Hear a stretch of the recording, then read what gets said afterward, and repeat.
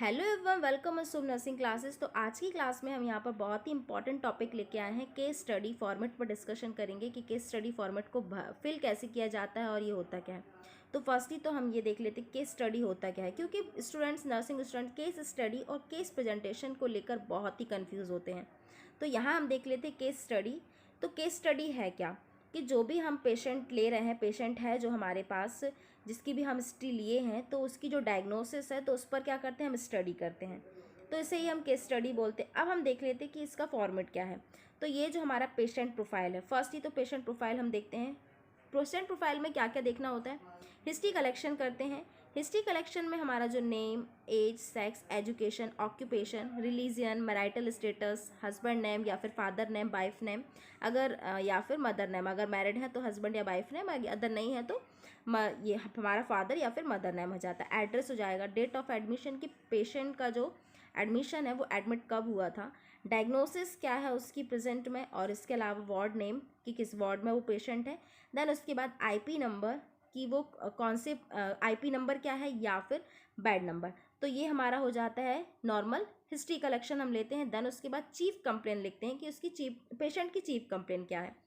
Then उसके बाद history of health status की बात कर लेते हैं। तो उसकी जो प्रेजेंट मेडिकल हिस्ट्री है और पास्ट मेडिकल हिस्ट्री है, दोनों को ही लिखा जाता है। और मेडिकल के साथ साथ प्रेजेंट सर्जिकल हिस्ट्री या फिर प्रेजेंट पास्ट सर्जिकल हिस्ट्री अगर है तो लिखना है, अदरवाइज नहीं है तो यहाँ पर नो लिख देना कि यहाँ पर कोई भी पेशेंट की हिस्ट्री नहीं है, पास्ट हिस्ट्री नहीं है, कोई सर्जरी नहीं हुई है। अब ये हो जाता है। नेक्स्ट हम देखते हैं फैमिली हिस्ट्री पर आ जाते हैं। तो फैमिली हिस्ट्री में हम फैमिली ट्री बनाते हैं। फैमिली ट्री कैसे बनाते हैं आप जानते होंगे कि फैमिली ट्री, तो हम सीक्वेंस की बात करें, यहाँ पर सीक्वेंस हम देखें, फैमिली ट्री बनाएंगे और फैमिली ट्री के बाद हम यहाँ पर जो हमारा फैमिली मेम्बर्स हैं, एज है, रिलेशनशिप है, ऑक्यूपेशन है, हेल्थ स्टेटस उनका क्या है, रिमार्क क्या है, तो ये हमारा आ जाता है फैमिली हिस्ट्री में। देन फैमिली हिस्ट्री के बाद हमारा आ जाता है पर्सनल हिस्ट्री में।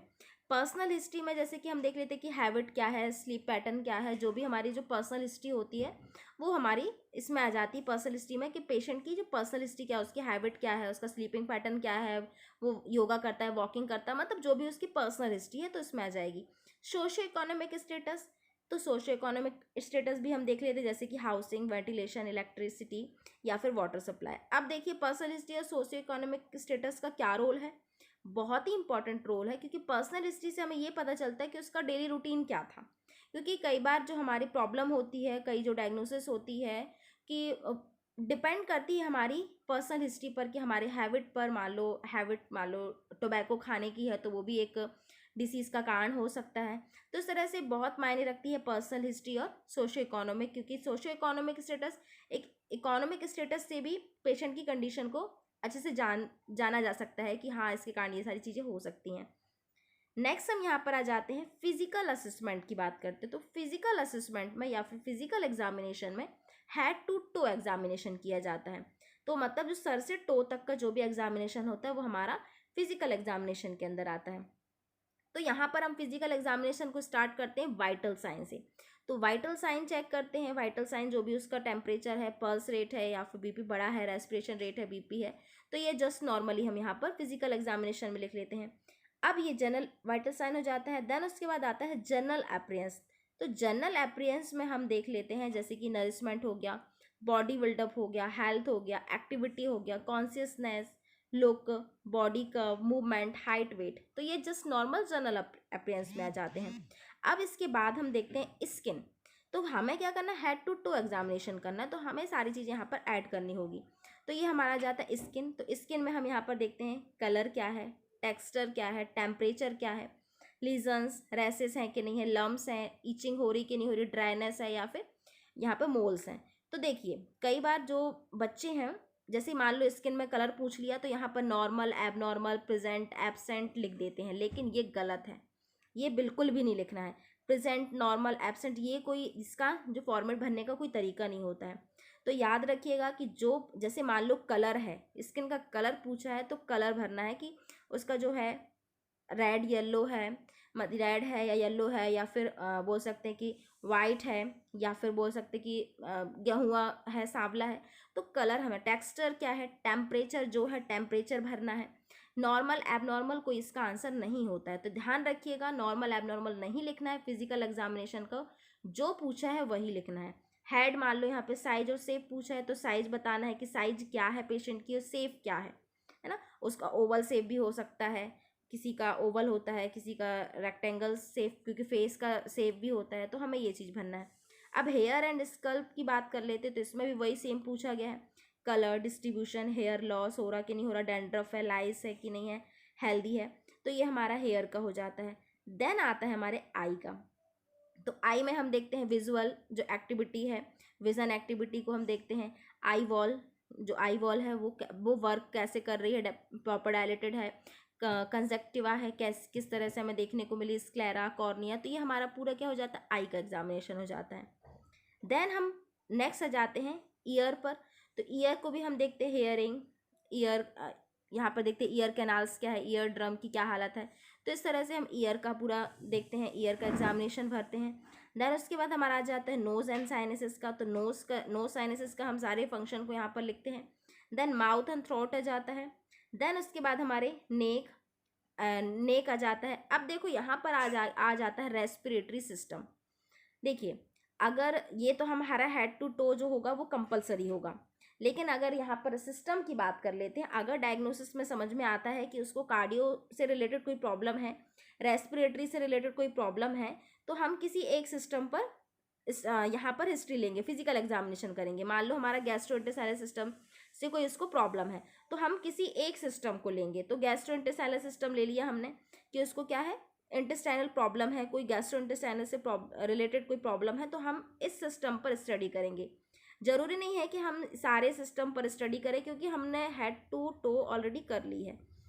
हाँ, अगर हम स्टडी कर रहे हैं, सीख रहे हैं, तो हम ये सारे चीज़ ले सकते हैं, यहाँ पर कर सकते हैं। लेकिन अगर पर्टिकुलर सिस्टम पर बात हो रही है तो पर्टिकुलर सिस्टम पर ही हम यहाँ पर एग्जामिनेशन लिख सकते हैं। जरूरी नहीं है कि आप यहाँ पर पूरा लिखो, लेकिन हाँ, नॉलेज के लिए आप पूरा लिख सकते हैं। अब यहाँ पर हम आ जाते हैं, ये हमारा पूरा हो जाता है ये genito urinary system, genito reproductive system, musculoskeletal system, integumentary system, haematology system, neurological system. तो ये हमारा हो जाता है, ये सिस्टम वाइज हो जाते हैं। सिस्टम वाइज मतलब पूरे सिस्टम के यहाँ पर हमने फिजिकल एग्जामिनेशन ले लिया। बहुत अच्छी बात है, अगर आप पूरे एग्जामिनेशन करते हैं तो बहुत अच्छी बात है, लेकिन ये हमारे एग्जामिनेशन जब जरूरी होंगे, जब हम पर्टिकुलर उस चीज़ पर अगर हम स्टडी कर रहे हैं। अब बात आ जाती है यहाँ पर इन्वेस्टिगेशन की। ये तो हमारा हो गया। अब इन्वेस्टिगेशन पर आ जाते हैं कि नेम ऑफ इन्वेस्टिगेशन, कि क्या क्या इन्वेस्टिगेशन की गई, पेशेंट वैल्यू क्या है, नॉर्मल वैल्यू क्या है। इन्वेस्टिगेशन में हमारा वही CBC वगैरह ये सारी चीज़ें आ जाएंगी कि क्या क्या टेस्ट हुए हैं, तो ये हमारे इन्वेस्टिगेशन में आ जाएगा।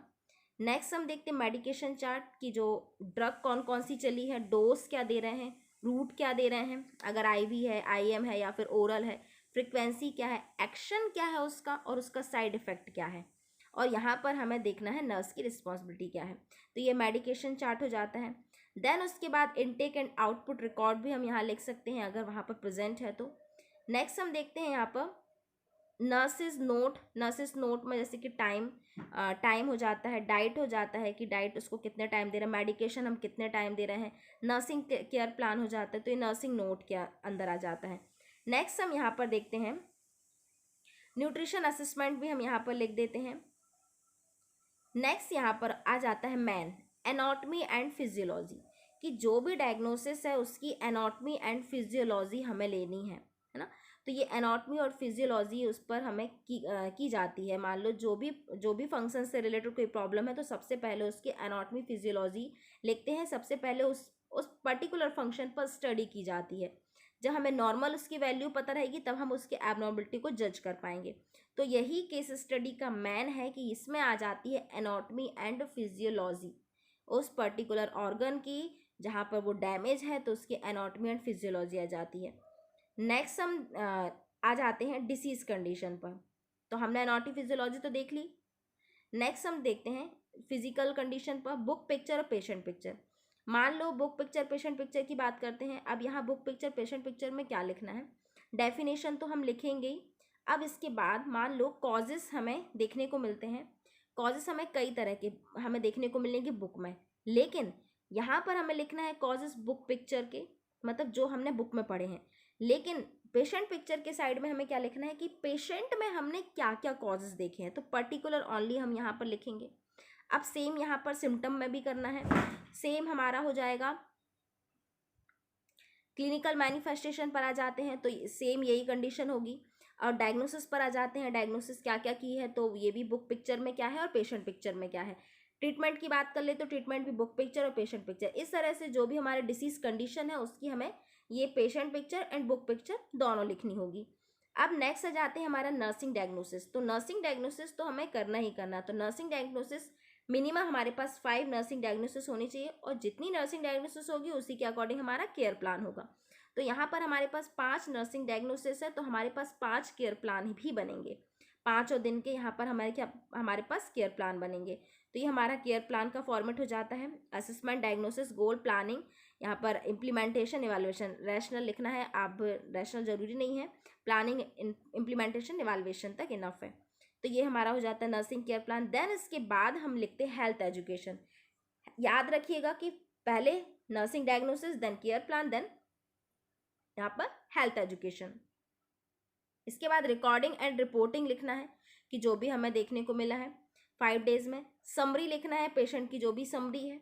देन इसके बाद यहाँ पर हमें डिस्चार्ज प्लान लिखना है, अगर डिस्चार्ज प्लान है कोई, अदरवाइज यहाँ पर कंक्लूजन ऐड करना है। देन यहाँ पर बिब्लियोग्राफी करना है। तो ये थी हमारी आज की केस स्टडी। तो याद रखिएगा केस स्टडी में क्या डिफरेंस है। देखिए, केस स्टडी में हम एनाटॉमी एंड फिजियोलॉजी ऐड करते हैं, लेकिन केस प्रेजेंटेशन में हम एनाटॉमी एंड फिजियोलॉजी ऐड नहीं करते हैं।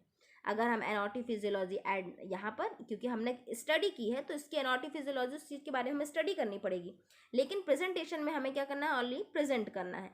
तो इसमें एनाटॉमी एंड फिजियोलॉजी नहीं रहेगी, किसमें, केस प्रेजेंटेशन में। तो ये तो था हमारा केस स्टडी का फॉर्मेट। नेक्स्ट क्लास में मैं आपको केस प्रेजेंटेशन का फॉर्मेट बताती हूँ। सो आई होप कि आपको इस क्लास में केस स्टडी के बारे में समझ आया होगा। So thank you so much for watching my videos.